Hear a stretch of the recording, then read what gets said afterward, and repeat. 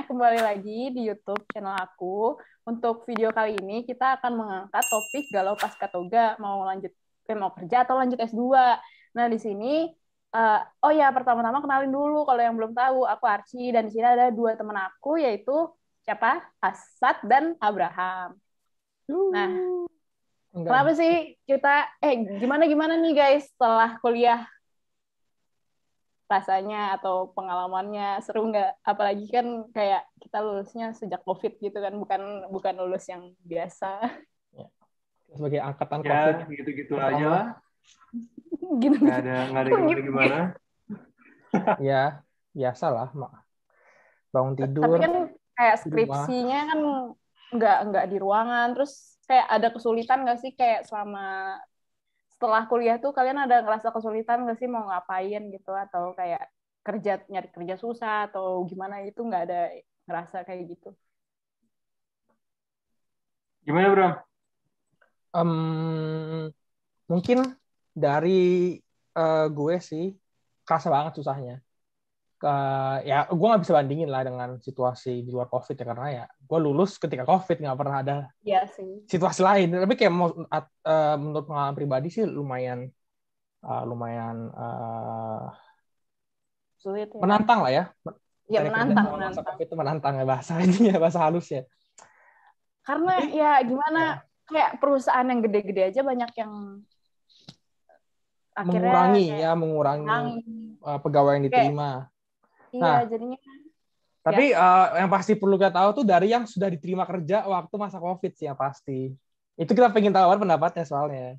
Gimana iya tuh? nih, gimana nih? Gimana nih? Saudara Asad. Sebenarnya kalau gue Asad dulu nih yang paling pertama. Kalau COVID ya, BTW kenalin juga, nama gue Asad. Jadi gue alumni UI juga nih, bareng Archie sama Bram. Kalau gue ngeliatnya justru COVID tuh apa ya, malah jadi berkah juga gitu. Masalahnya kalau teman-teman inget ya, pas zaman-zaman skripsi tuh, pas lagi COVID, dosen tuh kayak bodo amat gitu. Udah mulai ada berasa-berasa bodo amat. Jadi lulus juga lebih gampang gitu kan. Terus juga sebenarnya gini sih, kalau misalnya lo lagi zaman-zaman COVID gini ya, kalau lo nggak ada link tuh yang bakal lebih berat. Karena emang otomatis kalau lo nggak ada link kan lo harus daftar perusahaan bener-bener by skill ya. Kemampuan lo sendiri, lo harus ikut lewat wawancara dan lain-lain. Tapi kalau lo udah ada link, lo bisa lewat jalur dalam segala macam, itu kayak lebih gampang sih. Yang gue rasain gitu sih. Berarti emang khusus untuk di COVID ini bisa dibilang kemudahan ataupun tidak mudahnya nyari kerja itu sebenarnya salah satu dampak dari tabungan selama kuliah ya. Mungkin tabungan dalam bentuk networking misalnya dengan pihak-pihak kayak dosen gitu dan sebagainya. Bisa dibilang gitu. Oke. Keren banget sih, Sat. Iya. Nah, kan boleh dijelasin lebih dalam lagi nggak, Sat? Lu kerja itu di kantor apa sih? Sebelumnya belum tahu nih ceritanya. Oke. Kalau gue sekarang itu gue kerja di Samudra Indonesia, itu kayak semacam perusahaan pelayaran. Ini bisa dibilang perusahaan pelayaran tertua lah di Indonesia. Nah, tapi sebelum di Samudra Indonesia, gue kerja juga di Badan Pengusahaan Batam, di Batam. Gue juga sempat beberapa kali megang proyek. Jadi, gue kerja nggak cuman kayak satu tempat gitu. Gue juga di lain-lain juga gue megang-megang proyek. Tapi tadi Bram, yang kayak tadi lo bilang, kalau lo mau kayak gitu, itu ibaratnya tuh lo nabung pas kuliah. Jadi sebelum COVID, gue ini background-nya adalah HMI. Gue Himpunan Mahasiswa Islam. Gue sempat juga jadi ketua di sesi iklan. Komisariat lah, ranting di Fakultas Ekonomi gitu kan. Nah dari situ tuh gue dapet link, terutama dari dosen.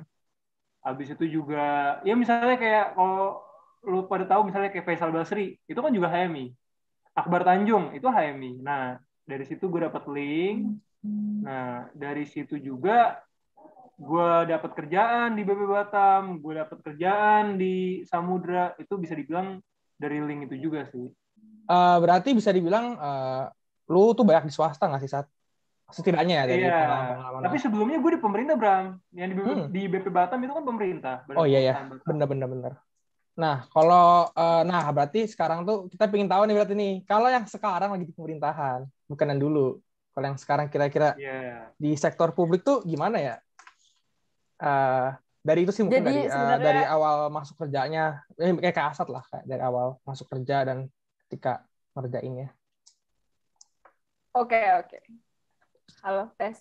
Jadi Halo. gue tuh ingin cerita awalnya. Gue tuh bukan PNS. Jadi ada namanya PPNPN kalau nggak salah, itu karyawan kontrak di kayak di kementerian gitu. Itu setiap kementerian kayaknya harusnya ada. Nah, itu mereka openingnya biasanya kalau misalnya gue sih lihat dari grup angkatan ya, tapi bisa aja pantengin di sosial medianya kementerian masing-masing tuh biasanya mereka ada.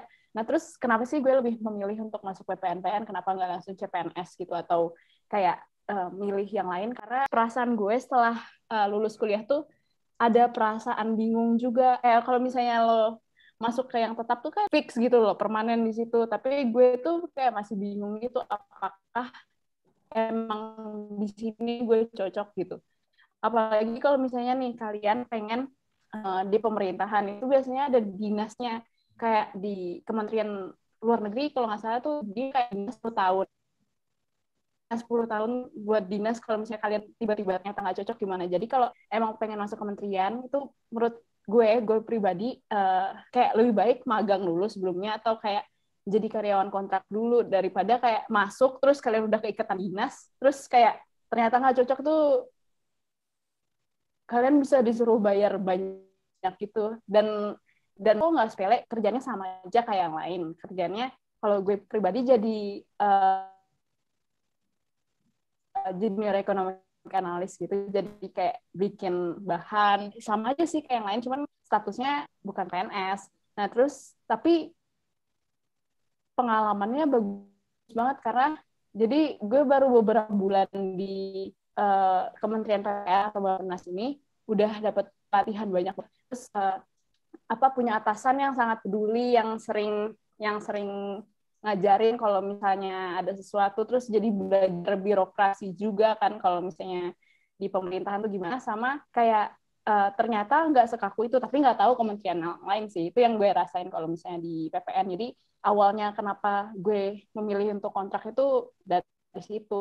Halo? Tapi setuju sih, Ki. Maksudnya gue juga yang pas di BP Batam itu gue juga kontrak gitu. Karena ya kebayang gitu ya, seandainya lo nggak kontrak, otomatis tadi yang kayak lo bilang kan, ada ikatan dinas atau gimana.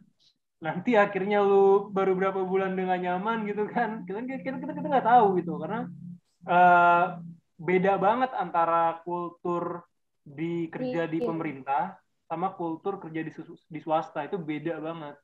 Jadi emang baiknya sih kontrak dulu ya, jangan langsung terjun gitu.